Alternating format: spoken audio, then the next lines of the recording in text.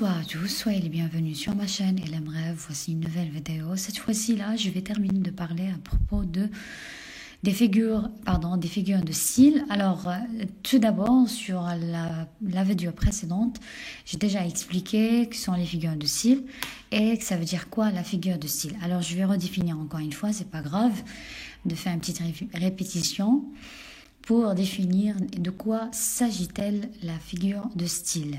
Alors, une figure de style, c'est un procédé qui consiste à rendre ce que l'on veut dire plus expressif, plus impressionnant, plus convaincant, plus séduisant. Elle est utilisée en littérature, dans les beaux discours, mais aussi dans le langage courant. Autrement dit, une figure de style permet de créer un effet sur le destinataire d'un texte, écrit ou bien parlé. Alors, il y en a beaucoup de types de figures de style.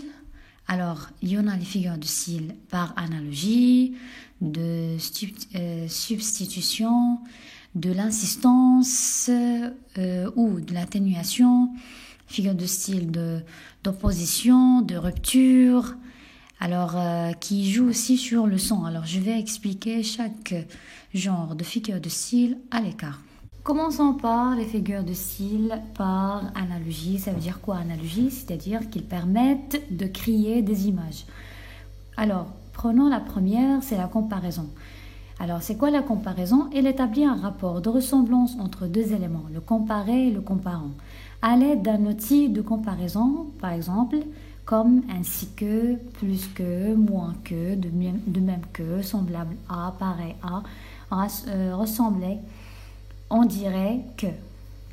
Prenons un exemple. Gaston est aussi aimable qu'une porte de prison. Ses yeux verts semblaient à deux pures émeraudes. Alors, la terre est bleue comme une orange.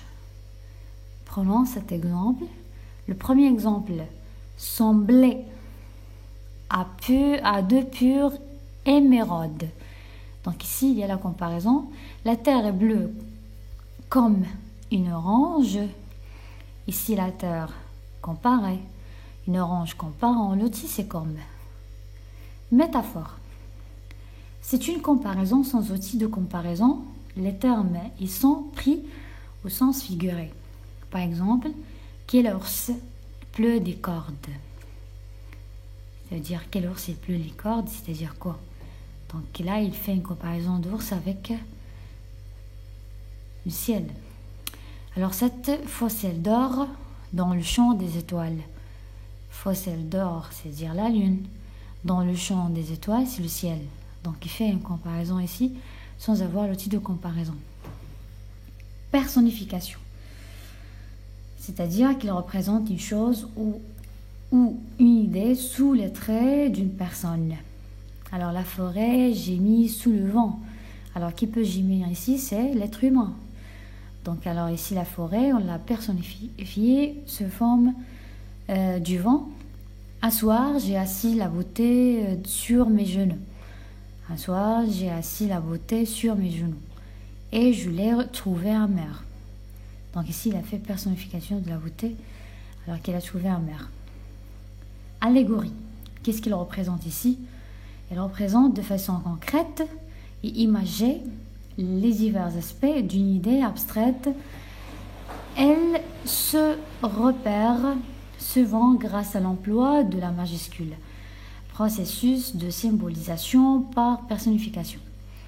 Par exemple, hiver, vous n'êtes qu'un vilain, été plaisant et gentil. Hiver, vous n'êtes qu'un vilain. Alors, il a fait comme personnifier l'hiver. Été plaisant et gentil. Alors, ce sont des adjectifs plaisant et gentil. On peut les dire, on peut vraiment les qualifier à un être humain. Mais là, l'été, c'est une saison. Allégorie en image, la liberté guidant le peuple.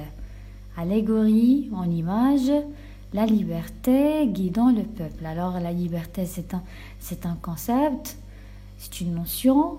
On l'a fait personnifier, c'est-à-dire guidant. Alors, qui peut guider ici? C'est l'être humain. Alors, guidons le peuple.